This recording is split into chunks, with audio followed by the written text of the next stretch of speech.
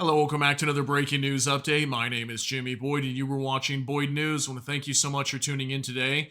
I'm back with some more updates coming out from the Russia and Ukraine war. We've got several big developments happening over the last 24 hours. We've got lots and lots of fires breaking out in Russia right now, as two more Russian oil depots have been hit by Ukrainian drones. We've got this one on the screen here for you. This is the Atlas State Reserves Military Fuel Depot in the Rostov region. This is in southwestern Russia, close to the Ukrainian border, more closer to like the Black Sea or the Sea of Azov. And we have another oil depot that has been struck. Okay, so we can see clearly it's on fire. There's at least two of the fuel storage tanks that have caught flame as this thing has been attacked. Okay, so once again, another big oil depot inside of Russia coming under attack and being destroyed, caught on fire.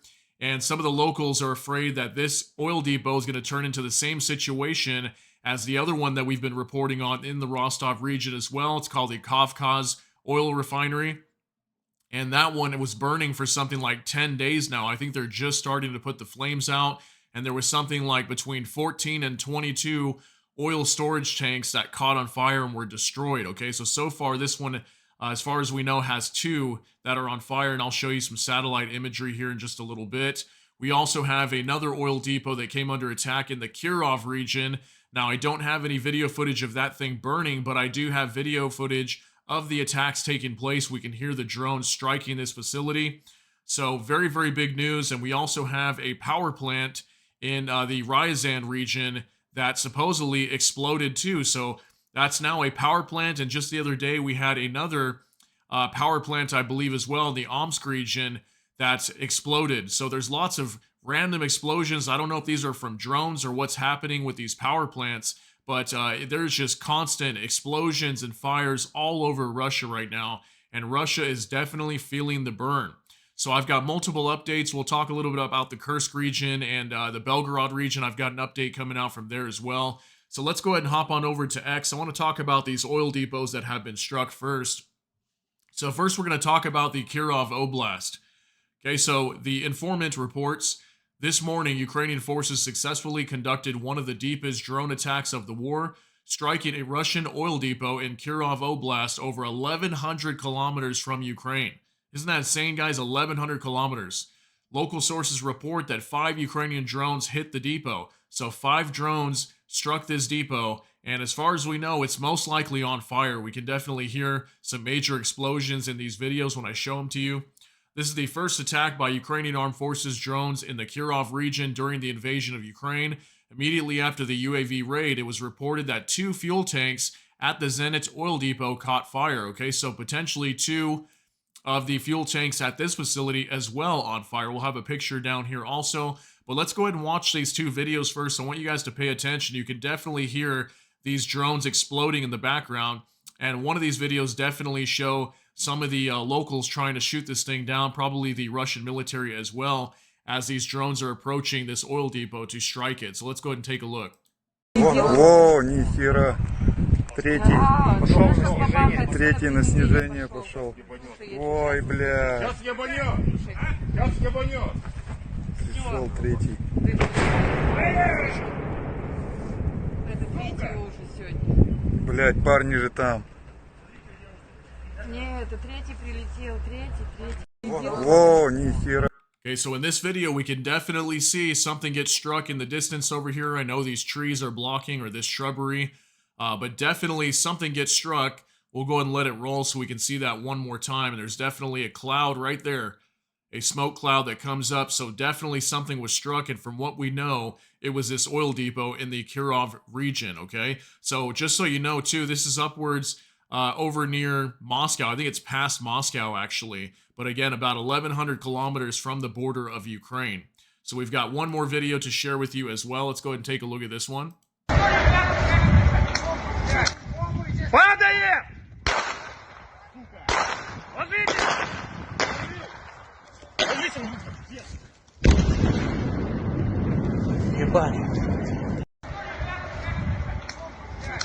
Okay, so this video, there's the drone right there. We can see it coming in. We could hear the gunfire in the background. Probably the troops trying to shoot this thing down as this drone is approaching the facility. And then we hear that loud bang. So definitely was struck by multiple drones. This appears to be a different drone than the one we saw earlier because we can actually hear these gunshots going off. So absolutely crazy, guys, that Ukraine is just attacking all these facilities. So here's a photo of this facility that we can clearly see. It's got at least 30 of these oil storage tanks, and what we have reported is at least 2 of them have caught on fire since this attack took place. So hopefully we'll get some video footage coming out here very soon showing this thing on fire, and then we can get confirmation that it definitely was hit. But that's the latest that we have coming out from the Kirov oil refinery over here, okay? So we've also got this picture to show you. So here's Moscow over here. So it's probably another maybe 300 kilometers past Moscow. And look at that, guys. 1,114 kilometers away from the Ukrainian border, and an absolutely massive hit this far away. And we're going to continue to see this, okay? Ukraine is developing lots and lots of drones like their new Palatnitsia rocket drone that will be able to go much further than this. They'll be able to target oil refineries probably 2,000 kilometers away, if not further. So none of these oil depots and oil refineries are going to be safe from Ukrainian drones anymore, and we're going to continue to see this, and it's definitely going to hamper the Russian economy, and I'm really surprised we're not seeing major impacts. I have heard some reports of some areas of Russia that are starting to ration fuel as these attacks are really starting to make it difficult for Russia to meet their needs of supply for oil. So definitely, you know, Ukraine's going to continue to do this, and they're trying their best to put pressure on Russia so Russia can end this war, okay? So very, very massive hit. Also, take a look at this from next to Russian media reports that an explosion and fire broke out at the Ryazan power plant in Novomichurynsk. Oh, that's a hard one to say, guys. Sorry. Yeah, so this is in the Ryazan region, so definitely far away as well. I think this is upwards of 1,000 kilometers or more away from Ukraine as well. It's pretty far away. It's not super close to the border. But yeah, we can clearly see here in this video, we're going to take a look at this, that a power plant had an explosion. Now, we don't know if this was from a drone or what this was. But again, we had another refinery or some sort of power plant in Omsk, I think is what it's called, in Russia just yesterday, that had a random explosion as well. So I don't know if these are from drones, but let's go ahead and take a look. 30 seconds. Бля, короче, хуй, что происходит, блядь, ну был хлопок, блядь. И вот сейчас горит вот, что-то. да, горит что-то въебало, короче, на грейсе, нахуй. Заебатый был хлопок. Блядь, а вода не сказать, что прям, блядь, теплая, нахуй. Бывало и теплее. А потому что ночью уже холодно. Бля, нихуя там дымит. Но это не самой грейс, это где-то вот с краю. Ну вот сюда, ближе, короче. Да, бля.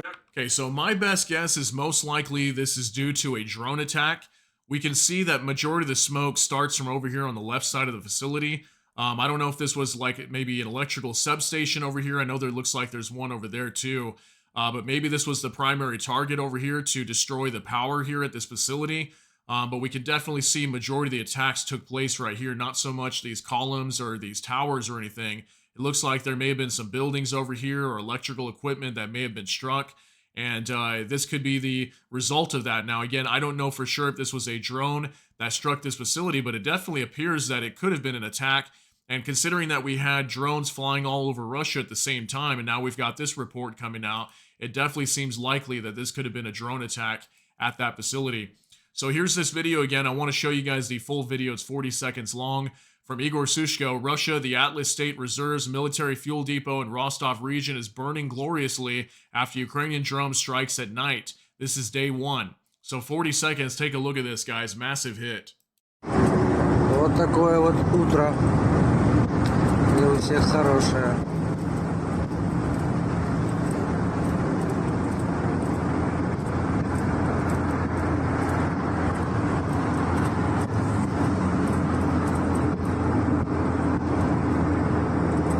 Пожарных куча.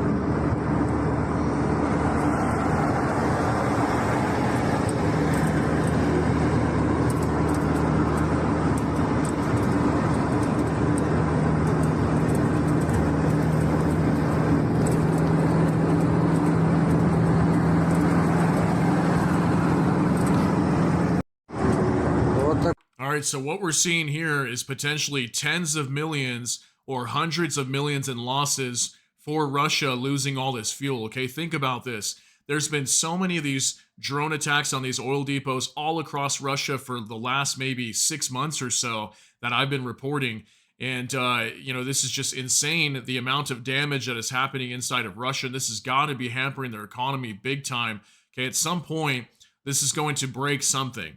Okay, at some point, Russia will not be able to withstand either this war or what it is, because obviously the oil depots are the lifeblood for the Russian economy, okay? Primarily their economy is run on oil. So if they can no longer produce this oil and then export it out to other countries, what are they going to do, okay? And Ukraine is going to continue doing this, and I think we're going to see much, much more attacks here in the near future. We're going to continue to see this probably almost every single day. And what's going to happen when Russia runs out of oil? I think we're going to have big problems over here. So let's go ahead and keep moving to our next update. So from Nexta, here's a satellite image from Nexta. Says this is what the fire at the Atlas oil depot in Rostov region looks like on a satellite image taken today. The photo shows that the 2 fuel tanks are burning and several others show signs of damage.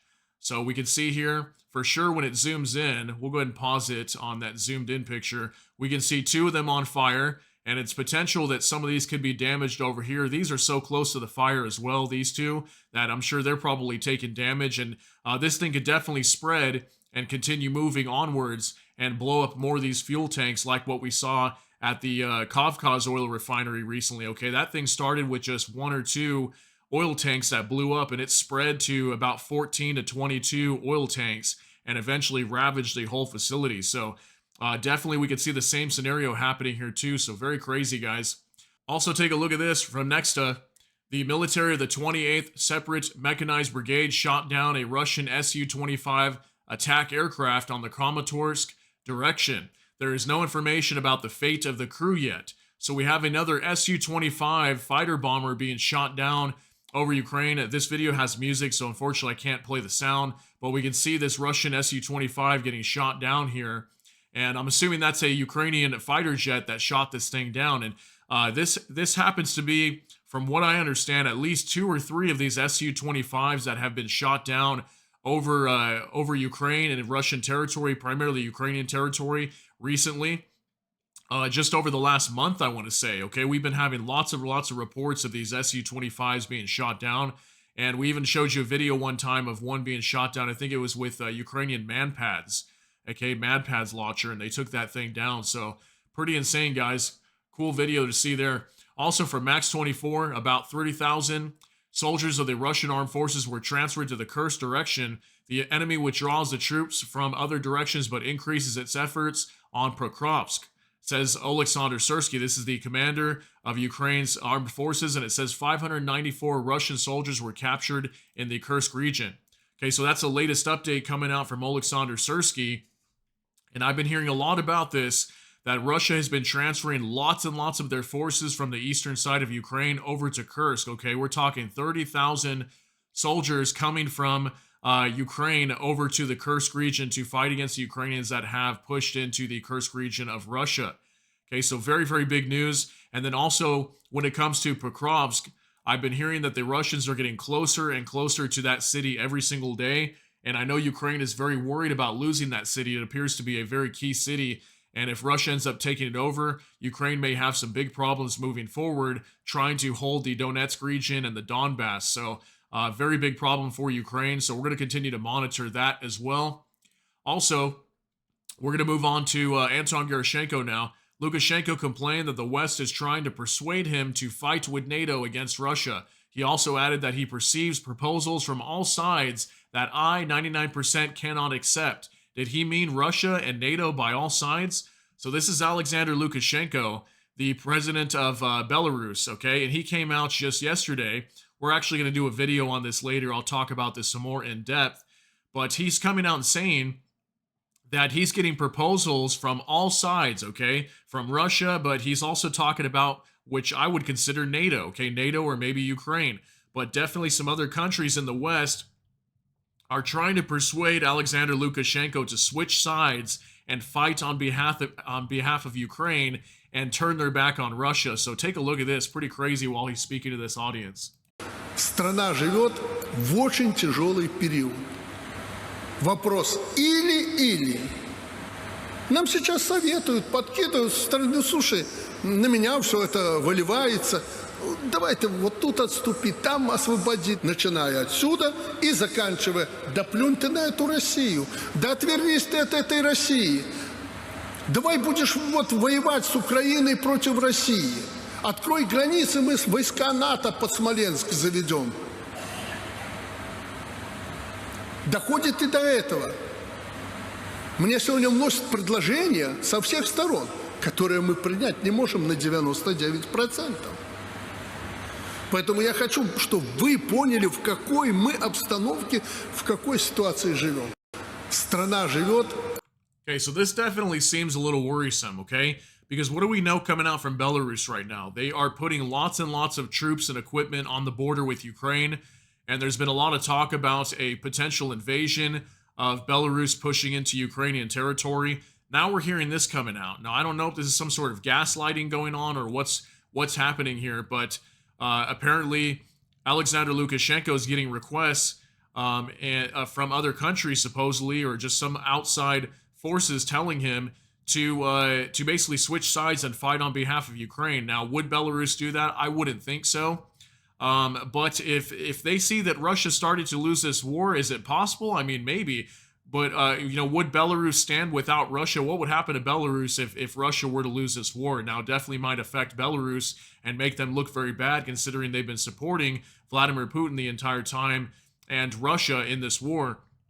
So I thought I'd share that with you guys because that's obviously very interesting, but at the same time, kind of scary too, okay, to think about that we may see something like that happen. Now, I don't think Belarus would switch sides and fight on behalf of Ukraine, but who knows what's going to happen here. It's been very crazy throughout the entire time of this war. So take a look at this as well, coming out from Belarus. Max24 reports Belarus is bringing a lot of equipment to the border with Ukraine. Tactical sign B. Okay, so apparently we're starting to see a lot of military equipment going to the border with Ukraine, and they're starting to put their tactical signs with the letter B on here. And this is very indicative that they could be going to war, okay? If they're putting these tactical signs on here, then this is exactly what, Russia, Ukraine does this too. Russia puts the Z on their vehicles, and Ukraine has been putting like this triangle or something on their vehicles. So look at all this equipment heading to the border of Ukraine. Lots and lots of vehicles here, okay? And look at all these tanks there's another one with the letter B on it. So definitely something is coming. I don't know what is going to happen here with Belarus. I don't know if they're going to invade Ukraine and fight with Russia, or if they're going to go over to the Kursk region and back Russia and try to push Ukraine out. I don't know what is going on here, but it definitely seems like something is about to happen very soon with Belarus, and we're going to see some action with them in the short term. So also we're going to move on to Vicegrad24 breaking. Ukraine announces it will build a new nuclear power plant with 4 American AP-1000 Westinghouse reactors. The nuclear power plant will be built at the Chehurin site in Cherkasy Oblast. Construction had already started of a nuclear power plant there, but was suspended in 1981 and abandoned after the Chernobyl disaster.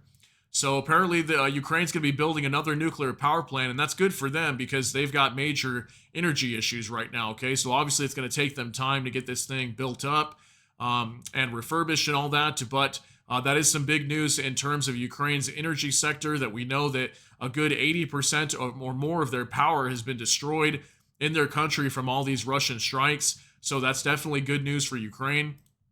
Also, take a look at this from Nexta just now. Russian authorities have restricted entry to Kurchatov, where the Kursk nuclear power plant is located because of the counter-terrorist operation regime. Now, that is very, very interesting to see that, okay? What we're seeing right now is the Russians are preventing any access to the area of where the Kursk nuclear power plant is, okay? We know that Russia has been building trenches around the Kursk nuclear power plant. Now, why would they be building trenches to prepare to fight against the Ukrainians in this region? I mean, I know Ukraine is most likely attempting at some point to potentially reach the nuclear power plant here in Kurchatov in the Kursk region, because it's really not that far away from where a lot of the fighting is. if the Ukrainians are able to continue pushing forward, they may be able to reach this nuclear power plant and potentially take it over. Now, will they be able to do that? We don't know. Time will tell.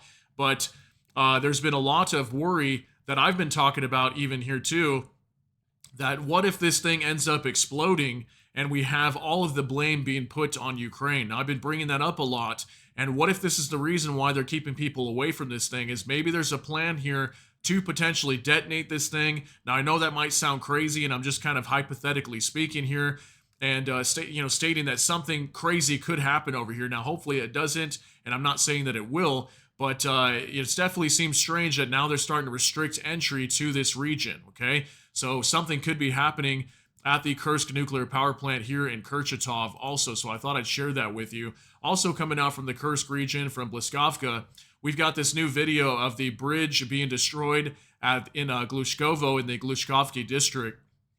Russians are wondering where the bridge over the same river near the village of Glushkovo has gone.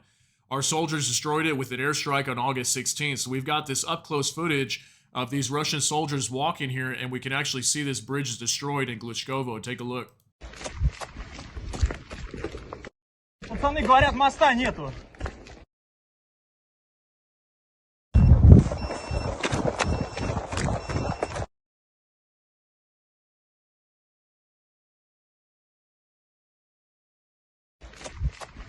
Okay, so as we can see from this video, this bridge is completely gone, guys. This is one of the major bridges in this region. There's the Glushkovki Bridge, or Glushkovo Bridge. There was one in Zvano that was destroyed, and then also another one in a town called Kuriz, all lined up right next to each other along this river here, the same river. Looks like there's a fire in the background over there too. Something might have been struck. But this is in the Kursk region, so this is a war zone right now. And we've got actual video footage up close, so we can clearly see this bridge has been completely destroyed and has collapsed. Look, there's even a car in the water there too. All right, so let's go ahead and keep moving, guys. Very crazy to see that. A couple more things to share with you here. Jason J. Smart reports the Ukrainian military has entered the territory of the Belgorod Oblast. Russia and is gaining a foothold. Russian war correspondents report the Ukrainian army has broken through the Russian National Guard's Akhmat unit of Chechens. Russia is losing. Okay, and there's a little picture here of a map. And yes, so I was hearing this yesterday, that in the Belgorod region, what we first had was we had an attack from something like 500 army forces of Ukraine that were trying to push into the Belgorod region. This attack was repelled by the Border State Service of Russia, and also their aviation forces were able to repel this attack. Ukraine backed off and fled to a forest nearby. And then now what we had reported later into the day yesterday is that Ukraine was actually able to push into the Belgorod region. So I can't wait to get some more reports coming out from Belgorod, but what we are hearing is the Ukrainians are gaining a foothold inside of the Belgorod region, as they have created another front and incursion into Belgorod. So also, Jurgen Audit reports Ukraine's new ballistic missile will be able to reach Moscow. Alexander Kovalenko, columnist for the Information Resistance Group, commented to RBC Ukraine, which is a Ukrainian publication, Times of Ukraine. A Ukrainian missile will hit Moscow, hit something very important, after which Russia will be given an ultimatum. Either you leave Ukraine or we will destroy Moscow and St. Petersburg. The most important events of the war are ahead of us, says Gordon. Okay, so this is very, very big news, guys. We just reported to you yesterday. I did a segment letting you guys know the Ukraine test fired their very first ballistic missile. And as far as I know, this ballistic missile should be able to travel at least a minimum of 700 kilometers into Russia, which would be able to strike Moscow.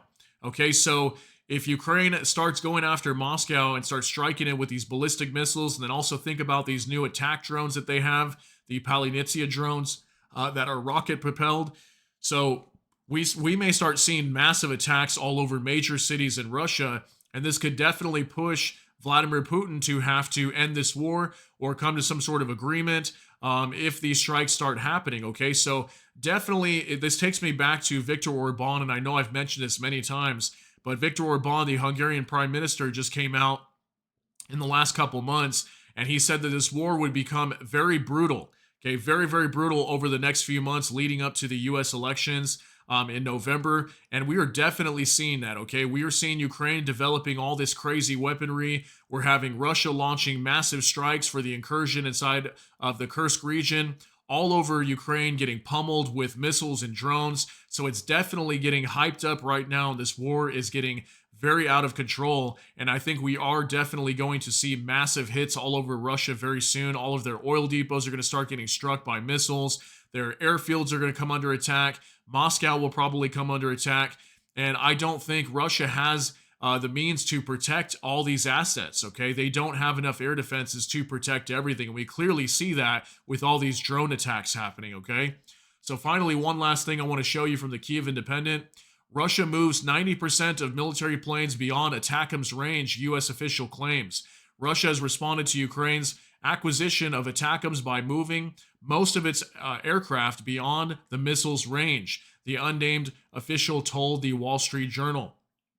Okay, so this is very big as well. We know that Russia started to move their military planes now, okay? Now, this is also beyond ATACMS range, but think about this too. They know these strikes are coming. Okay, Ukraine announced yesterday, like I said, their new ballistic missile. They've got these new drones now that have a 20-kilogram warhead, and they're rocket propelled. So Ukraine is not only receiving lots of long-range equipment from the West, but they're developing their own, and they're going to start going after all these airfields. And they've already come out many times. They need the ability to strike these airfields, and Volodymyr Zelensky has said many times too that if they don't get this approval from the West, they'll go ahead and just do it themselves. And what are they doing? They're developing all this weaponry to be able to go after these airfields. And what I understand is Ukraine is also developing more cruise missiles too. They have several cruise missiles that people are not even talking about in the background. I'm not sure what their range is, but they will definitely be able to go after some targets inside of Russia as well. So Ukraine's getting multiple cruise missiles. They're developing this new ballistic missile. They just upgraded their Neptune missile as well to strike something like 1,000 kilometers inside of Russia. So we are going to see massive hits inside of Russia at some point moving forward. And I just wanted to share some of these details with you to let you know that although we have these oil depots being struck right now, we're going to start seeing major hits to Russia's airfields. Probably Moscow coming under attack, major cities being struck by ballistic missiles, cruise missiles, these new Palinitsia drones. Okay, Russia's going to start getting smashed very soon. And what's going to happen when we get to the point where Russia just cannot defend themselves from any of these attacks? What's going to happen there? I think we're going to see a major response from Russia. And who knows, it might go beyond conventional. But let me know what you think down below, guys. That's going to be it for this update.